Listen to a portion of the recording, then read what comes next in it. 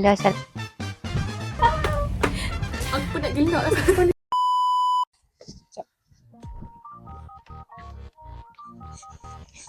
Assalamualaikum Ashikin. Salam, Tasmin.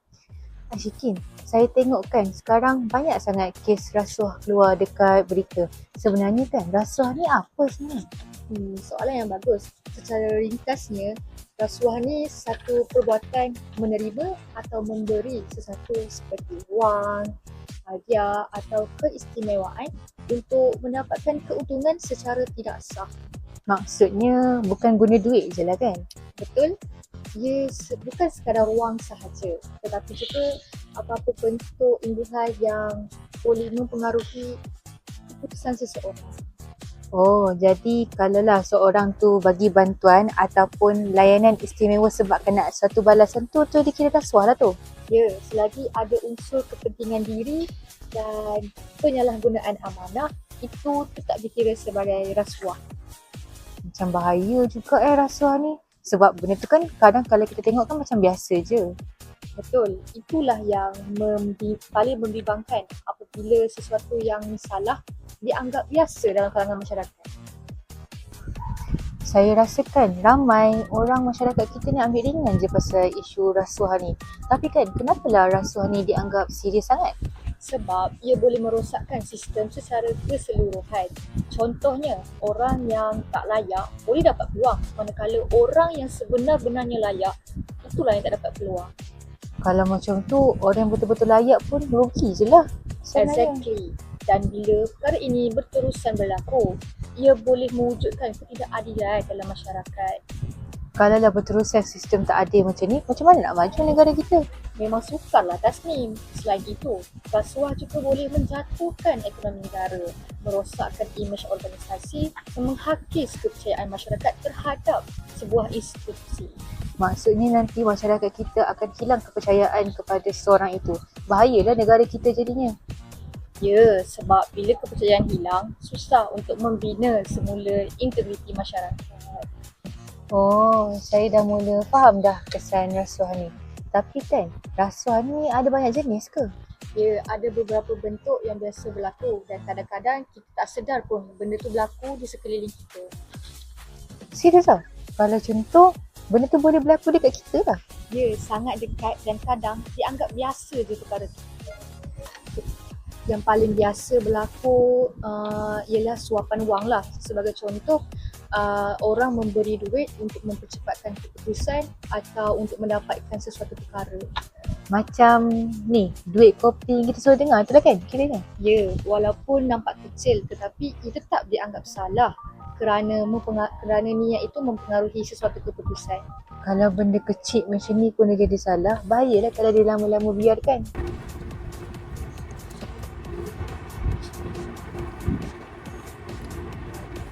Assalamualaikum Puan. Waalaikumsalam. Saya tanya, permohonan saya ni macam dah lambat sangat je. Puan boleh percepatkan sikit tak? Sebenarnya boleh, tapi awak faham lah kan ramai yang buat permohonan. Dah lah, saya sibuk lah sekarang. Tapi saya faham. Tapi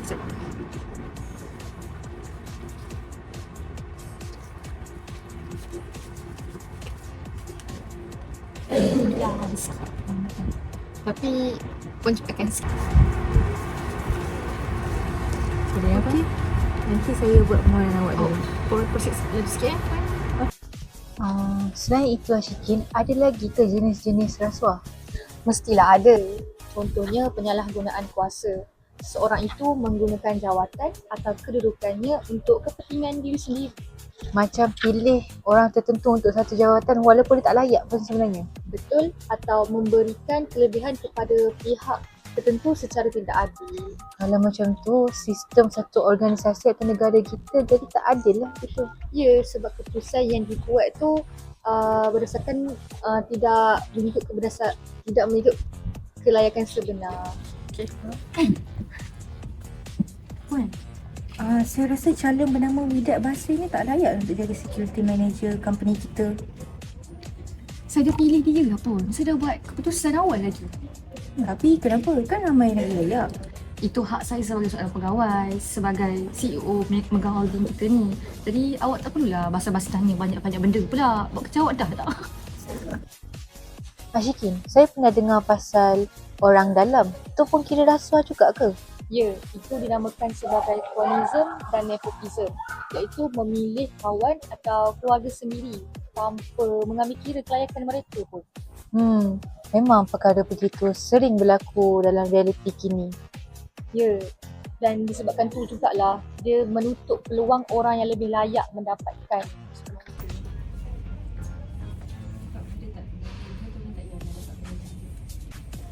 Kau nak berat sikit boleh? Boleh tak tolong dapat jawatan tu Yana? Kenapa kamu nak tanya macam tu?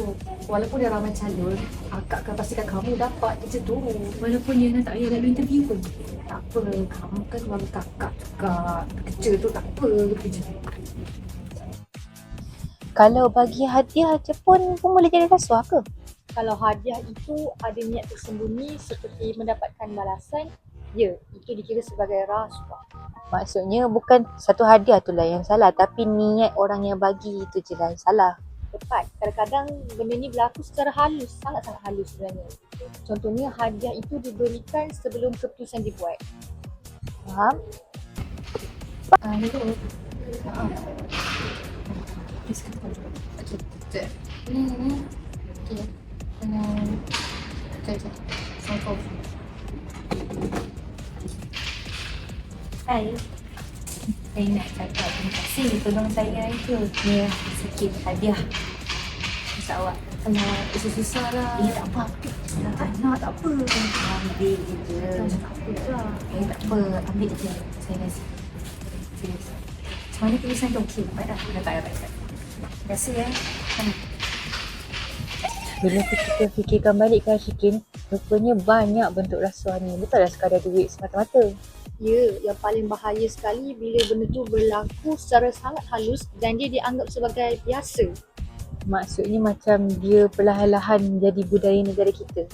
Betul, bila orang menganggap perkara yang salah tu normal, itu yang paling membimbangkan sebenarnya. Kalaulah generasi seterusnya ikut juga, memang sukarlah nak ubah balik negara kita ni. Betul, itulah yang boleh merosakkan masyarakat sebenarnya.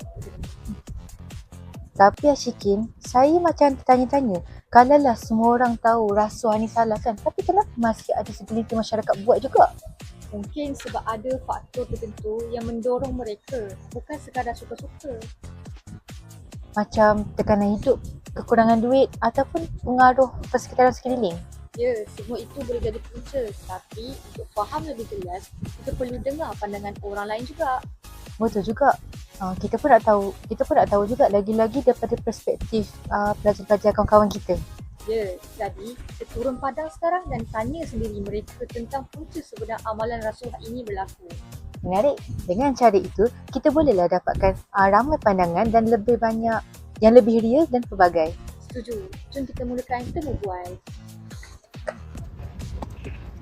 Hai, saya nak tanya awak. Okey. Pada pandangan awak, kenapa rasuah ni masih berlaku dalam kalangan masyarakat kita pada hari ini? Rasuah pada saya antara punca utama ialah tekanan kewangan.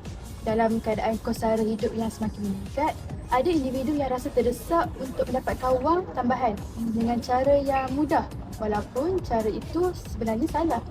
Kadang-kadang mereka bukan tak tahu itu rasuah, tapi mereka anggap itu adalah jalan yang cepat untuk menyelesaikan masalah hidup. Faham. Jadi, adakah tekanan hidup ni memainkan peranan yang besar? Ya, memang besar. Bila seseorang itu berada dalam keadaan yang terhimpit, mereka mungkin hilang pertimbangan. Contohnya, bila ada peluang untuk ambil shortcut, mereka terus ambil tanpa fikir kesan jangka panjang.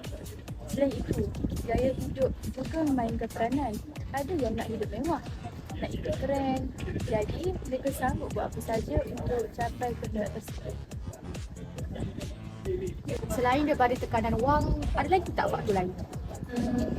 Saya rasa kurangnya nilai integriti dalam diri individu. Kalau seseorang itu tidak dididik dengan nilai kejujuran dan amanah sejak kecil, mereka lebih mudah terikut dengan rasuah.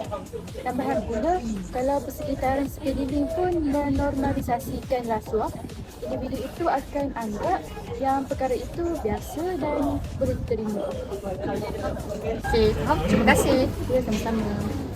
Dengan awak, Liana, apakah punca utama amalan rasuah dalam konteks yang lebih luas? Jika dilihat secara menyeluruh, rasuah berpunca daripada gabungan faktor individu dan sistem. Antaranya ialah kelemahan nilai integriti, ketamakan serta kurangnya penguatkuasaan undang-undang. Apabila seseorang tidak mempunyai pegangan moral yang kukuh, mereka cenderung untuk menyalahgunakan kuasa apabila diberi peluang. Integriti yang lemah menyebabkan individu tidak berasa bersalah walaupun melakukan kesalahan.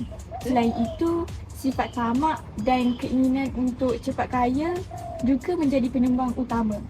Dalam dunia yang serba pantas ini, ada individu yang tidak mahu melalui proses yang betul.